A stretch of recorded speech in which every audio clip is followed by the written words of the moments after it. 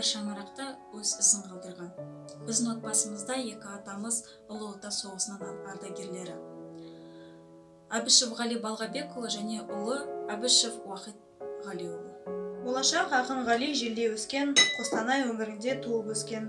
1906 наурызында Қайынды ауылында кіндік кескен. Менің атам Әбішев Ғали Балғабекұлы 1906 жылы 10 наурызында Қостанай облысының Қайынды ауылында дүниеге келген болатын.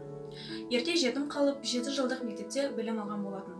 Оны 1927 жылы аяқтағаннан кейін Сарыторғай несие шаруашылығының төрағасы болып тағайындалды. 1942 жылда Совет армиясының қатарына шақырылған болатын. 1944 жылдың мамыр айында кіші лейтенант шенін алып, зениттік артиллерия взводының командирі болып, бірінші Украин майданына аттанды. Берлин, Дрезден және Прага қалаларын фашистерін азат еткеннен кейін 1945 жылы 30 тамызда менің атам өз еліне қайтып оралды. Ізденді мақсатына өзі сенді, шежіре жазуда болды белді. Қасиетті Құранды оқып-тоқып, мұсылмандық жолда бағыт берді.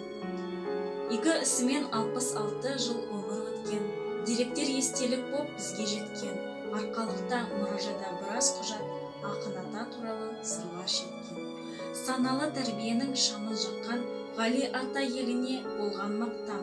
Бұл күнде Қараторғай жанындағы бабалар қорымында тыныс тапқан. Осы кітапта Ғали атамыздың барлық өмірі суреттелген. Бұл кітаптың авторы қызы мен немересі Әбішева Раушан Ғалиқызы және Төлегенов Ербол. Біздің атамыз Уахит Ғалиұлы Әбішев 1922 жылы Торғай облысы Қараторғай ауылына дүниеге келді. 17 жасына толар-толмас 1939 жылы басылған Фин соғысына аттанады. Атамыз майдан шебінде барлаушылар құрамына елімізде қорған болатын.